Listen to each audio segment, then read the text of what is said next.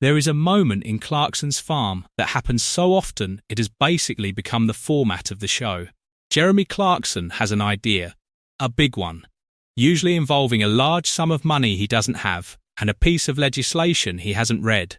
And then a calm, softly spoken man in a flat cap appears, holds up a hand and explains, very gently, exactly why this is going to go wrong. That man is Charlie Ireland, Clarkson's land agent and agronomist. We've got some hay in there. Yeah. So we need to move the hay, so you can't store a combustible product such as hay. Really? We're not allowed to. It's breaching the fertilizer industry assurance standard rules. Nicknamed, with full and deliberate sarcasm, Cheerful Charlie. One newspaper described him as chronically sensible, a stickler for the rules who delivers increasingly bad news with the politely firm manners of a parish vicar. Clarkson himself has a slightly less generous nickname for him on the bad days, Mr. Rules and Regulations. Here's the thing nobody really talks about though. In 5 seasons of Clarkson ignoring him, getting frustrated with him, and occasionally doing the exact opposite of what he says, Charlie has been right every single time.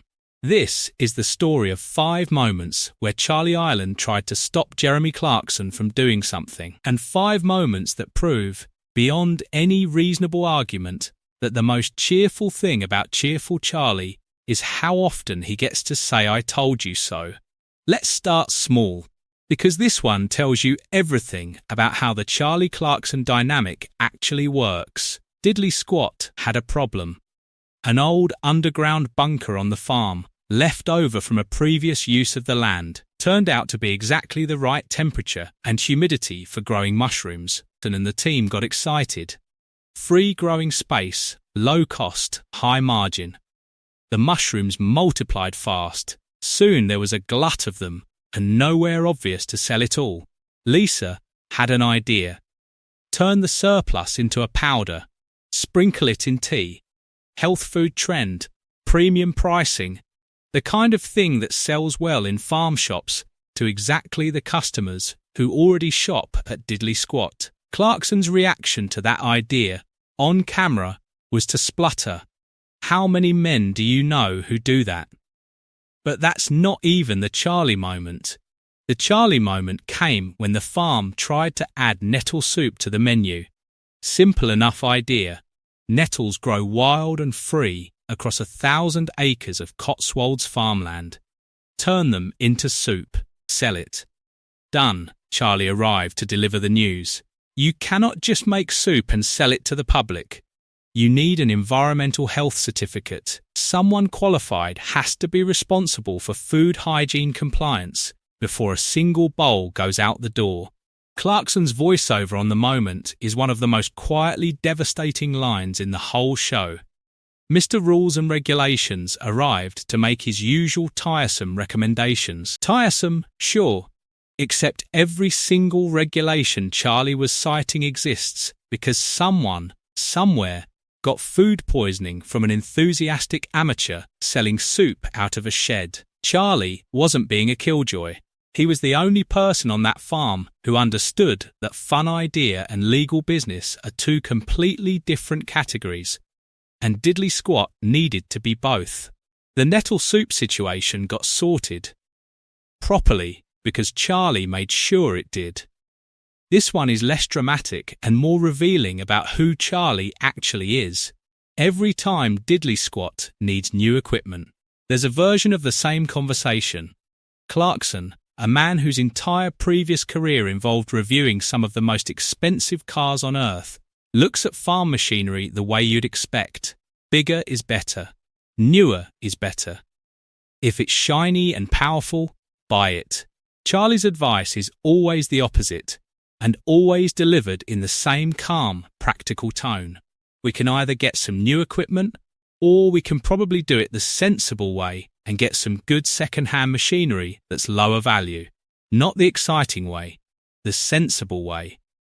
What makes this one interesting is that it's not really about any single piece of kit. It's about an entire philosophy of how farming actually works financially, which is completely opposite to how television and celebrity culture works. A flashy new machine looks great on camera, It also depreciates the moment it leaves the dealership. And on a farm that's already losing money most years, every pound spent on impressing the cameras is a pound not spent on the things that actually keep the operation solvent. Charlie has spent over 20 years as a land agent and agricultural valuer. He has a degree in agriculture from the University of Nottingham. He understands something that takes most farmers a lifetime of hard lessons to learn, that the boring, practical choice is almost always the financially correct one. Second-hand kit that does the job is not a compromise. It's the entire business model of staying in farming long enough to need a second piece of equipment at all. Clarkson doesn't always take the advice. But every time the books get tallied up at the end of a season, it's Charlie's version of the maths that turns out to be right. Now we get into the bigger ones. The ones that actually made the news. Diddley Squat Farm Shop, once it became a destination people drove from across the country to visit, had an obvious problem. 10 car parking spaces. Hundreds of visitors a day. The road outside the farm regularly choked with traffic, and the village of Chadlington bore the brunt of it. Clarkson's solution was straightforward and, on paper, completely sensible. Expand the car park. 10 spaces to 70. New entry and exit points off the Chipping Norton Road. A storage compound to go with it. West Oxfordshire District Council refused it. Their reasoning: the expansion would be visually intrusive in an area of outstanding natural beauty. Here's what's worth knowing about how Charlie operates inside these planning fights, because it's easy to miss if you're not paying attention to his specific role. Charlie isn't the man who decides whether Diddley Squat should expand. He's the man who has to walk into council meetings and explain, in language a planning committee will accept, why something should be allowed. And he is the one who has to come back afterwards and explain to Clarkson exactly why it wasn't. The car park refusal came on the back of an already rejected restaurant application from earlier the same year. 2 major plans, refused within months of each other, on land Clarkson owned outright. Charlie's read of the council's mood throughout that period was consistently more cautious than Clarkson's optimism. And every single time, the council's decision lined up with Charlie's caution, not Clarkson's confidence. The car park situation eventually got resolved, years later, through a different and far more careful process than the original 70-space application. The version that exists today is not the version Clarkson originally wanted. It's the version Charlie's caution eventually steered it toward. If you're enjoying this one, share it with someone who watches the show and complains about Charlie being boring. Not for the views, because Charlie deserves better than being remembered as the no-fun guy in a flat cap.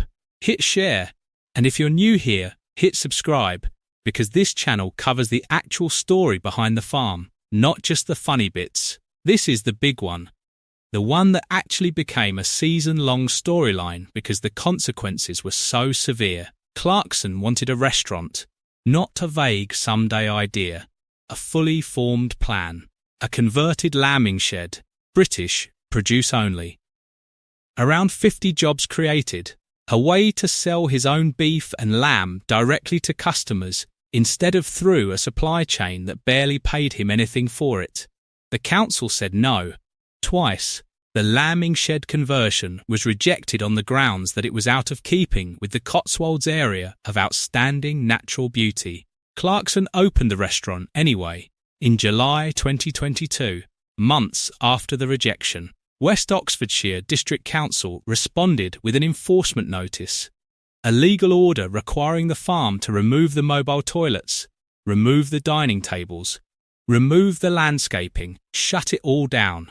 The council's statement described the operation as unlawful and said its nature, scale and siting is unsustainable and incompatible with its countryside location. This is, by any honest measure, the single biggest unforced error in the entire history of Diddley Squat Farm. And it's worth being completely clear about who was on which side of that decision before it happened. Charlie's entire professional function on that farm is understanding exactly what the council will and will not tolerate. When a plan gets rejected once, his job is to explain what happens if you proceed anyway. The enforcement notice was not an unpredictable disaster. It was the textbook consequence of the exact thing Charlie's role exists to prevent. What eventually saved the restaurant wasn't defying the council a third time. It was a loophole, found later, involving a different building on the farm that had been in agricultural use for over 10 years, a structure old enough to qualify for a change of use that didn't require the same planning battle. That solution worked. The original plan, the one that triggered the enforcement notice, did not. Charlie's caution, in this instance, wasn't boring. It was the difference between a working restaurant and a farm under formal legal enforcement. And here is the one that's become genuinely legendary among fans of the show. Because this is the moment Charlie didn't just advise against something. He specifically, explicitly, told Clarkson the right way to do it, and Clarkson did the opposite. Season 3. Clarkson decides to get into pig farming, a rare breed, Oxford Sandy and Black. The plan: free-range them in the farm's unfarmed woodland, turn unused land into profit. Simple enough in theory. Charlie's advice was specific and direct. Invest in finishing pigs. For anyone who doesn't know the difference, finishing pigs are young pigs you buy in, feed up, and sell on for meat. No breeding involved, no complications. You buy them at one stage of life and sell them at the next.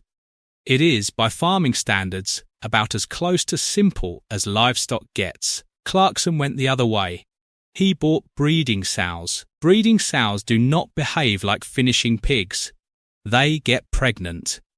And, as anyone who understands livestock timing could have predicted, and as Charlie very much did predict, they got pregnant at almost exactly the same time, which meant the farm was suddenly dealing with multiple litters of piglets arriving simultaneously, with all the round-the-clock care, vet attention, and logistical chaos that creates. Clarkson himself later admitted, in his own words, that Charlie had specifically warned him beforehand. Pigs need round-the-clock care. He'd been told. He went ahead regardless. The season that followed is widely regarded by fans as one of the most chaotic in the show's history. Charlie, according to reviewers covering that series, took a noticeably more forceful approach throughout it. Less politely firm vicar, more visibly exasperated professional, watching his exact prediction play out in real time. By the time the dust settled, even Clarkson's own assessment of his pig farming had shifted toward grudging acknowledgement. Charlie, reporting on Clarkson's progress in a later season, would note that his technical farming ability is slowly developing. Read between the lines on that one. That is the sound of a patient professional being diplomatic about a man who has finally, eventually, started listening. Here's what's actually lovely about all 5 of these stories when you put them next to each other. Charlie Ireland isn't the villain of Clarkson's farm. He was never supposed to be. He's the one person on that farm whose entire job is to tell an enthusiastic, impulsive, brilliantly entertaining amateur the truth, even when the truth is boring, even when it ruins the plan, even when it means being nicknamed Cheerful as a joke at his own expense. And here's the part that makes it worth celebrating rather than just laughing about. Every single time, across 5 seasons, Charlie's caution has been proven right. The council enforcement, the pig disaster, the rejected car park, the food hygiene law nobody thought about, the depreciating, shiny machinery. Every one of them played out exactly the way a chronically sensible agronomist with 20 years of experience said it would. The show works because Clarkson ignores him just enough to create the chaos that makes brilliant television. But the farm survives, season after season, because Charlie is standing next to him, making sure the chaos doesn't become catastrophe. That's not boring. That's the actual backbone of the whole operation. Drop A in the comments for Charlie Ireland, the most quietly correct man in British farming. Tell us where you're watching from, and tell us which Charlie moment is your favourite from the show. See you in the next one.